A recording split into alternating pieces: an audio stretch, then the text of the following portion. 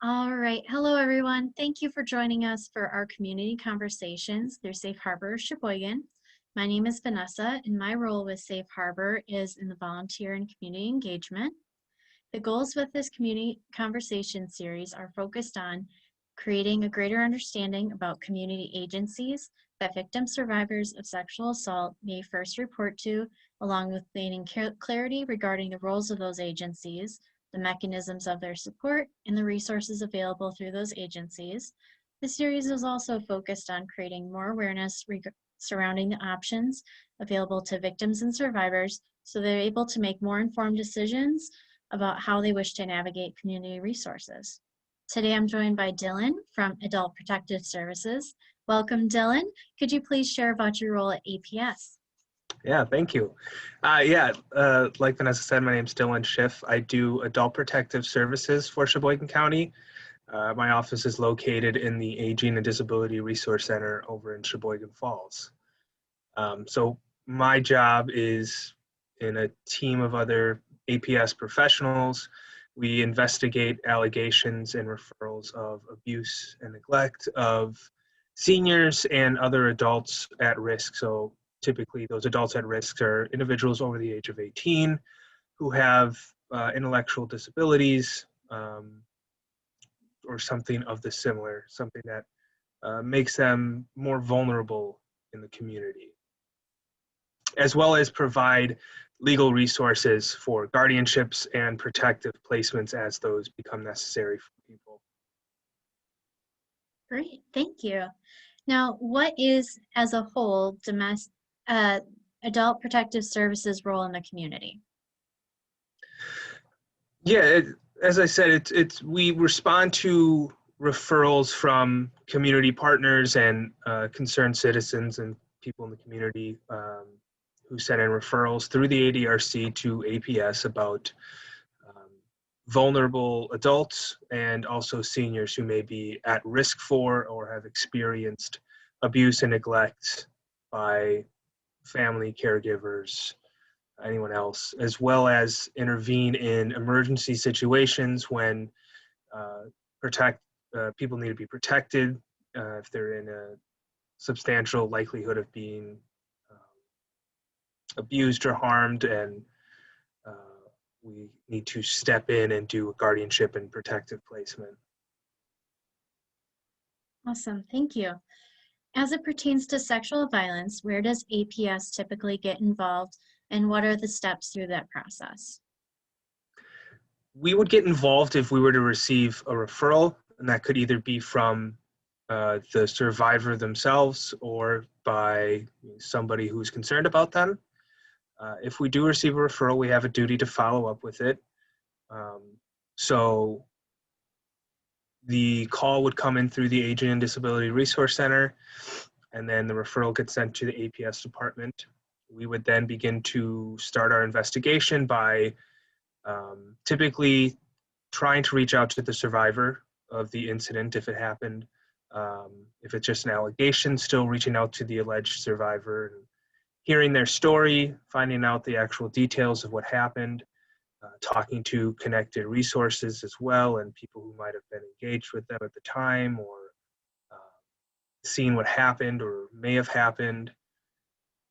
If it becomes a substantiated case, we could work with the survivor, if they choose to, report it to the police, and we can assist them in those steps and making those calls and filling out reports. If they want to, it would be their choice, and we could assist them at any point along that. If the substantiation goes as far as needing a restraining order, if this adult at risk or senior does not have the financial means to do that, that's another thing that APS could assist with as well down the line. And if a report is unsubstantiated or the survivor doesn't want to pursue anything, we would trust their wishes and step back as well. Thank you for clarifying that. How does trauma-informed care look like for APS?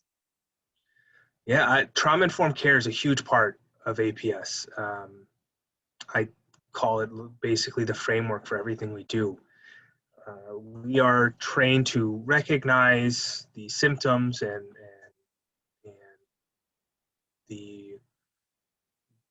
we understand where trauma lies in experiences and how it's more of a ripple effect, and it's usually not just one occurrence. I think a big part of trauma-informed care with APS is trust, that we do trust the survivors, we trust the referrals, we want to hear their story, we want to normalize it, we don't want to put any judgments or expectations on anything they do.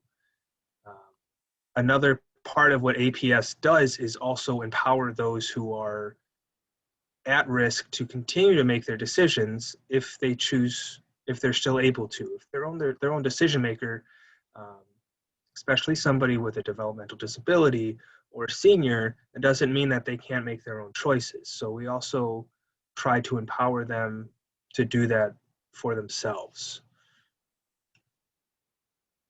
So I think a lot of trust, a lot of empowerment, empathy and compassion are huge parts of adult protective services with trauma-informed care. Great, thank you. How can a caregiver find support through APS? Or as is it different from someone who is an elderly or a disabled individual? If they're needing some sort of, well, I guess if they're looking for support from APS, it would be if there is allegations of abuse or neglect, first of all. We would get involved again to, do that investigation, connect with them. We could also, if it's a concerned community member who's making a referral on somebody they know who is in that target population of an adult at risk or senior, we could also connect them back to the Aging and Disability Resource Center, connect them with a specialist over here who could get them more connected with services to help them stay in the home, find a new caregiver, get them into a facility that might need to manage their cares. Adult protective services can also assist in those guardianships and protective placements. If somebody is, no longer their decision maker and somebody in the community sees that they're being taken advantage of and are questioning that, we can assist in guardianships and those protective placements. So if somebody's caregiver is allegedly abusing somebody, whether it's sexual assault, physical abuse, emotional, financial, neglecting them, what have you, we could step in and remove the at-risk person from the home and place them in a more secure and safe setting on an emergency basis, but also on more of a long-term basis if they can sit a little bit longer. Great. What is one thing that you want the community to know about adult protective services that most people don't know? I think don't be afraid to call if you have a concern. The only way that we're going to be able to help people is if somebody who sees something happening is concerned enough to give a call over to the ADRC to make that APS referral.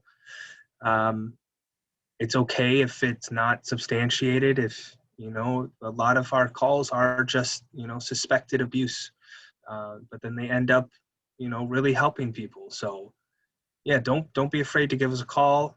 One of us may get back to you and talk to you, but you can know that if we receive a referral, we'll take it seriously and really look at it and see what we can do to help any member of Sheboygan County. Awesome. Well, thank you very much, Dylan. Thank you again for sharing about your role at APS. We appreciate it. Yeah, no problem. Thank you for having me.